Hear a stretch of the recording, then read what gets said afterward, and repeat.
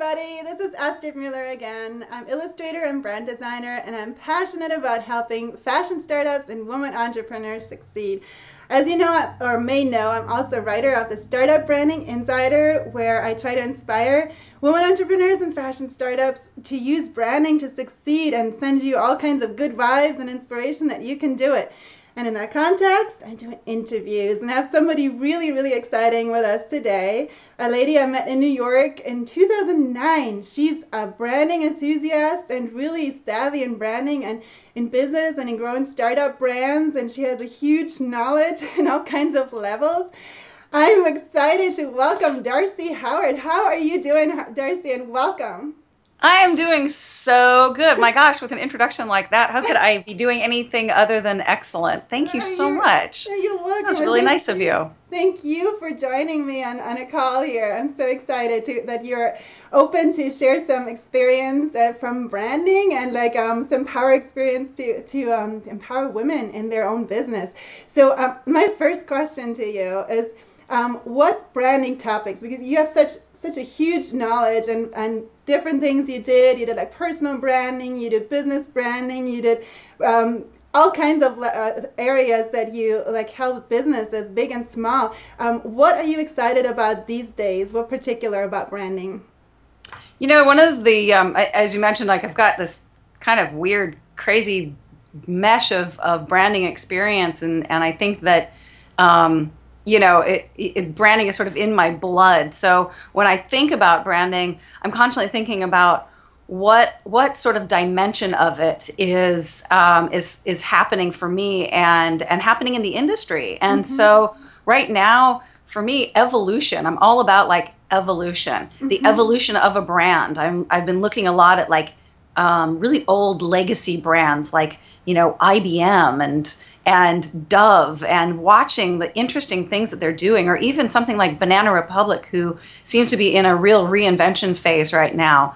And I'm fascinated by how evolution it plays out in a brand, but also kind of in my own life cycle of doing branding. So, I think that when you start out as a brand, or you start a brand, or you're a startup, and you're really focusing on the idea that you have, what's really important to you, or what the impetus was for you wanting to start your business.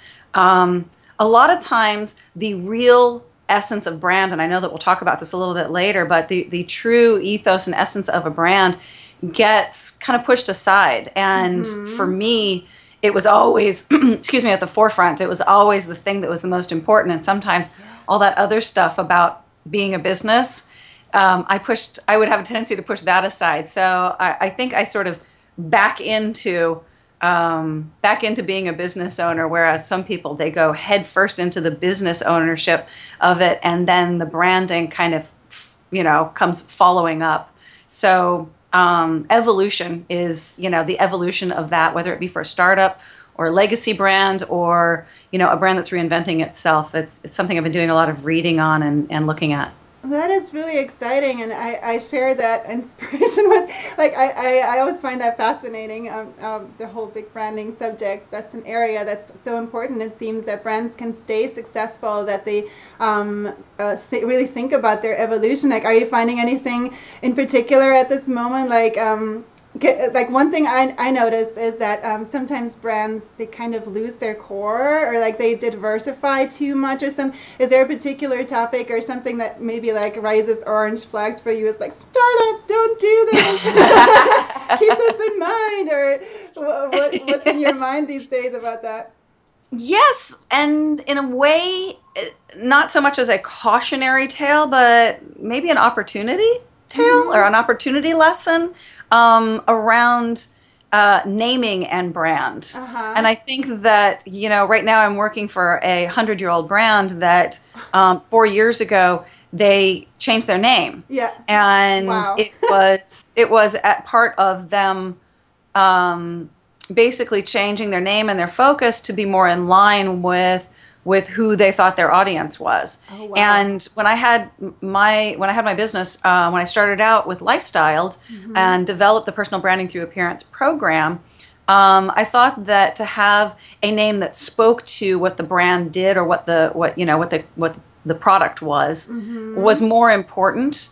And over time, I found that no matter what I did, no matter how I branded it, what people always remembered was me. And maybe because I was primarily a solopreneur. I mean, I had people that worked with me, but I was primarily a solopreneur.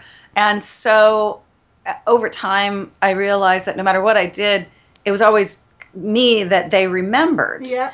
for good or bad. And so eventually, I just kind of dissolved lifestyle and moved my brand just into Darcey Howard. And I rebuilt the website, and I felt like that opened up a lot of doors. That's And maybe it was just where I was with my company and my product, was that I had been doing this for 8 years. I felt like I was kind of in a successful but not growth. And it was either add more products, expand it, geographically, or start looking at kind of the ethos of it and what else that applied to. And I think that when I changed the name to just being me, it was kind of freeing. That now suddenly it wasn't so much about just personal branding through appearance or personal styling and corporate branding, corporate sort of personal branding. It became more about branding in general, which was what I was really, really passionate about. And it opened it up for me to be able to do a broader spectrum. And that felt really good. That felt really, really good. And so sometimes you see a brand and they start adding too much. Yeah. And they get completely, there's just sort of this disparate, mishmash of things, or it's just too thinly spread out. Yeah. But sometimes you might be too narrow, and there might be a shift that you can take that would sort of open up that gate and allow other opportunity to come in. And I felt like that was the shift that happened when I changed my name. That is so interesting. And there's so many areas we could talk about right now. I know for startups, the name is always a huge thing. And I just want to share real quick the experience that I had about the name too. And I did kind of a similar thing. I thought long and hard about my business name when I wanted to start my US-based business. And back then I was focused on the bridal industry. And I was thinking and thinking. I was okay, I'm gonna name it Champagne Promises, and it was, I thought it was a cute name, and it was reflecting what I was trying to go for and the emotion and all that stuff. But then it kind of a funny or scary thing at the time happened, was that the region of Champagne, France, they approached me and they're like, hey, you cannot use champagne in your name, even if it has nothing to do with really? it. Yes, and it was, they actually sent me a cease and desist letter. I had to change my name, so I was forced into thinking again. I was panic moment. Oh my gosh. And wow, so I did amazing. It was really kind of crazy. So big brand names don't, even if they have nothing to do with you, don't play with that in your name. But for me, it was a similar journey. I ended up thinking about branding again, and then after thinking, I realized too that I am the brand, and I changed my that's me. Yeah. Astrid Mueller LLC, it's me. So I kind of went the same route, and I guess I can be an inspiration for some people too. Maybe you don't need to look that far, and if you are an essential part of the brand, you're in your instance as well, I guess that's a really wise move. Very cool. To go back to your example of your customer, I'm so curious, what is happening? Did they actually change the name, and you don't have to reveal who it is, but so they are going with a new direction? Yeah, they're going with a new direction, and I think that part of their challenge was that it was a name that defines a specific kind of a product, but they hadn't fully developed the offerings for the product yet. So it was kind of like they put the cart before the horse, but it's coming around. You're consulting them and helping them solidify. It's coming around. I mean, what I love to do more than anything is I love to work with brands that have too much opportunity. It's great working with a brand that is really struggling or has all kinds of, operational challenges. I'm not really an ops person, but I love it when a brand comes to me and says, when I worked with, the fashion brand, the sustainable fashion brand Loom State, they're like, oh my gosh, we have all this opportunity to potentially go a new direction with our sustainable cotton apparel, like, doing Chipotle's uniforms. And they had just all this opportunity. But if you don't have a clear vision of what that opportunity is, where you want to take it, and how to prioritize to take, really measurable steps there, it could go completely sideways. So for me, I was like, oh yeah, I love this. Let's take this challenge of too much opportunity, figure out what the strategy is, implement it. And, that whole life cycle, I mean, keep in mind that the life cycle of assessing too much opportunity or assessing a shift or a challenge, the life cycle of that takes, almost 2 years before you really see it come to fruition. Yeah. You can start seeing some return on your investment, but to really see it come to fruition, and you have a full implementation, from a strategy to implementation to actually, develop, getting ROI, that takes 2 years. Yeah. So be patient with yourself. Yeah, that sounds really good. Can you elaborate a little bit, since we're talking about a customer example? Do you also work with startups really grassroots, and how much budget do they need to have to come to you if they look for help, or at what position do they need to be in their business that they will be a great customer for you? For a while, I did quite a bit with startups, and I had a kind of a quick implementation program that would sort of take that startup phase from getting fully into the black, which can take up to 3 years sometimes. And I had a program that would take it down to about 16 months. Wow. And it was a lot of fun, but it was a lot of work. Yeah. And I really I love the startup phase because it's like having a clean slate. But to tell you the truth, what I have kind of part of my evolution, what I have started to really appreciate is when it's not a startup and it's not a clean slate, because it's kind of nice to be able to say, oh, look, I've got this clean slate. I'm going to draw all over this, and it's going to be great, and it's going to be exactly the way I want it. And but I'm actually at this point now where I really like working with brands that they've got a little dust on them. They're a little bit, when it's not a brand new brand, they're a little messy. There's mess there. There's piles of stuff and things that have been just being the way they've been, and it's kind of exciting to peel back the layers of the onion, and because I'm an infamous declutterer, so I love peeling back the layers of the onion and getting rid of some of the things that just aren't necessary, right, and looking at what the opportunity is. Again, when you have a business that's already sort of in its sophomore phase, they're starting to see what really works and what doesn't work, but they're also starting to see where there could be a lot of opportunity. And so being able to prioritize that, develop a strategy around it, and actually go for it, that's really exciting to a brand that might be in that sort of stability phase or complacency phase. Cool. So to tell you the truth, I'm not working with startups as much, and just to be honest and fair to whoever I work with, it's because it's not really where my heart and my head is at. No problem. So working with working with companies that have an established brand, and they're at that place where they're looking to invest somehow. They're either going to invest in a new program. They're either going to invest in refurbishing their brand. They're looking to invest, and helping them decide what it is they're going to invest in, and hopefully being part of that. That sounds so awesome. I'm even more excited to have you here today, so you can share some of your knowledge to the startups, even if they cannot afford you. Was that my nice way of saying that? No, it's all good. We understand. Everybody has their focus and specialty.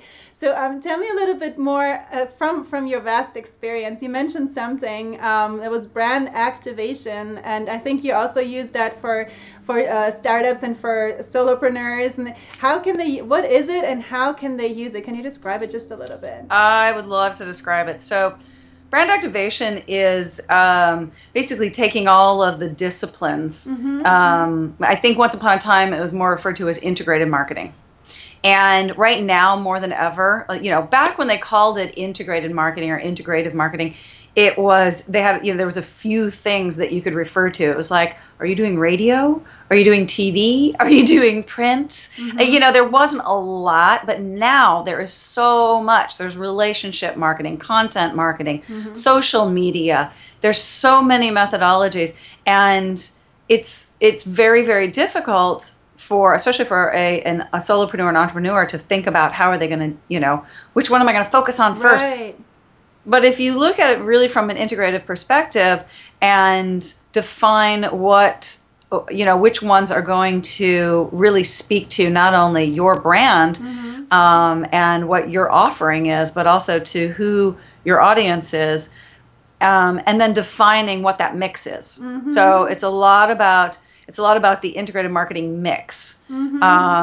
Rather than doing all of it, out of the multitude of marketing methodologies and disciplines, picking the ones that are your mix and then using them with a sort of strong singular brand voice, so that you are now engaging your brand on these different disciplines. And that is the activation part, the activation of your brand. Very cool. And it's possible to do as a solopreneur. I think actually if you look at it more from an integrated perspective, and again, with just as simply as something like Hootsuite, where you can have one post go to 3 or 4, you can go to LinkedIn, Facebook, Twitter. I mean, things like that. Yeah. If you think about it from that perspective, that's brand activation. Right. So part of it, that's a brand activation in one sense. That's your social media sense, but it also ties in your content, which could be also part of your blog or part of your Tumblr. But again, making sure that all of it is speaking to your audience and to your brand and what your offering is. When you get all of those sort of firing on the same level or on the same kind of pistons, and then you're actually engaging in brand activation. Yeah, so it's kind of like getting the brand out there is maybe another descriptor. Very cool. Getting the brand out there, but getting it out there in the right places and with the right sort of intent. And then of course having some measurement around it. I mean, you can't really have content especially like relationship marketing. If you're doing a blog or doing an e-newsletter or something like that, you're doing some type of content or relationship marketing, you want to know how that's working for you. So what kind of measurements are you doing? And then are you seeing that same kind of engagement across the board? So a lot of it is about engagement. Where are you getting the best engagement out of your marketing mix? So once you define your marketing mix and then you put it into a very usable format so that you're not overwhelmed with it, and then you can measure engagement, and all of those combined is brand activation. That sounds super awesome. Thank you for sharing that. And is there a way you could, I know this is a huge subject and you can't just like, hey, Jeannie, this is how you do it. It's happening. But is there some sort of a thing that they can do? It's like if they would DIY this, like how would they tackle this? And how would they, I don't know, could they sit down today and put something together that would get them started in the right direction? And what would you recommend? So here's a couple of steps that I would definitely take, and it kind of comes into 3 specific topics. The very first question that I always have any brand, whether it be a startup, whether it be a legacy brand, whether it just be somebody in that sort of mid-range stage, I always have them stop and reflect, because this is the one thing that often ggets ignored. Yeah. The idea that I've got this awesome idea, it's a really cool product, I'm going to start a company, we're going to do this, so on and so forth. But at what point did you stop and ask yourself, what problem am I solving and who am I solving it for? Yeah. It's 2 really simple questions. Love it. That require some thought. I mean, and let me sort of detail this a little bit more. It's not just a 2 question or 2 answer question. What problem am I solving? Who am I solving it for? Keep in mind that quite honestly, you could have a primary, secondary, and tertiary audience. So how am I right. solving? Primarily, secondarily, and tertiary. And then who am I solving it for? Again, primary, secondary, tertiary. So Right. you may have different levels within your offering, and that's okay. But make sure that they all support each other and that they're all speaking to a specific audience. I'll give you sort of an example if I can. Yeah, that'd be great. And it kind of ties into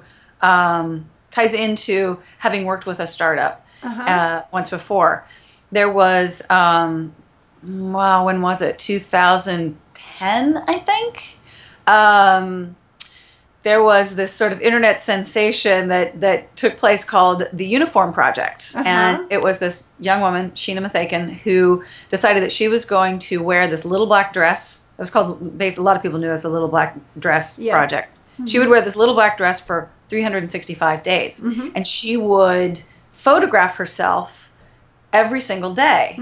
She called it they were the dailies. I think I remember that. She photographed herself, and it had this, like, talk about evolution. You know, it started out with this very simple dress that she had designed, and she'd worked with a designer and helped design it. And it was, you know, had a lot of versatility to it, and it was, you know, simple but unique. And so she was going to show how she was wearing it throughout a whole entire year. Well, the idea was also that she was going to try and raise money for a children's school organization in India. Yeah. So throughout this year, it literally just sort of took off. Now, granted, she had a design background, so the website, the blog was really cool, and she did a great job, and she was, you know, a clever writer, and, you know, she was fun to look at, and she lived in New York City, and talk about, like, some serious brand activation and engagement. She ended up with, I'm trying to remember, 200,000 unique visitors in 1 year. She ended up on NPR, the Today Show. I mean, it went viral. It went crazy. And at the end of that year, of course, with all that success, it was, well, what do we do with this? Right. We should do something with this. I know. Let's make the dress and sell it. And so they decided they were going to make the dress and they were going to sell it.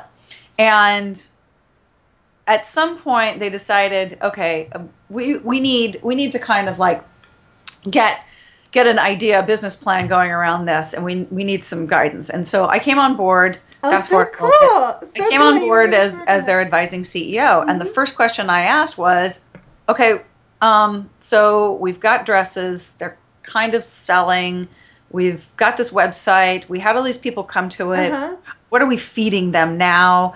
You know, and they started doing this, like, little black dress challenge, and they would, like, pick somebody and have them do it for 30 days, and they would design a dress for them, and then they'd make that dress for sale, and it all sounded really good. But I had to, like, pull back and say, all right, do we know what problem we're solving and who we're solving it for? Because if we're looking to go out to VCs, ask for money to invest in this company so that we can do this line of little black dresses, we really need to be able to answer for ourselves, much less for them, what problem we're solving and who are we solving it for. And as we started to dive deeper into this, you know, the idea of why did 200,000 people show up? Why did they show up? Might have been more than 200,000, might have been 2 million. I'm like totally blanking right now. Anyhow, but why did they show up? It wasn't just for voyeuristic curiosity of watching Sheena change her clothes every day. I mean, that's interesting, but that's not why they showed up. And once we could define what problem we're solving, who we're solving for, we needed to know why these people showed up. And we kind of dissected all of it and started looking at, you know, the feedback that we got and the emails and the content that we had, and realized that there were sort of 3 primary things that people were looking to solve, at least this audience, and to some degree in their lives, like almost anybody. Do more with less. I love it. Yeah. You know, not sacrifice style, you know, while like still expressing themselves, and how to, like, you know, make doing good part of doing business. And once we identified that was the problem that we were solving, then we had to figure out who are we solving it for. So there was our primary, secondary, and tertiary solution that we were solving.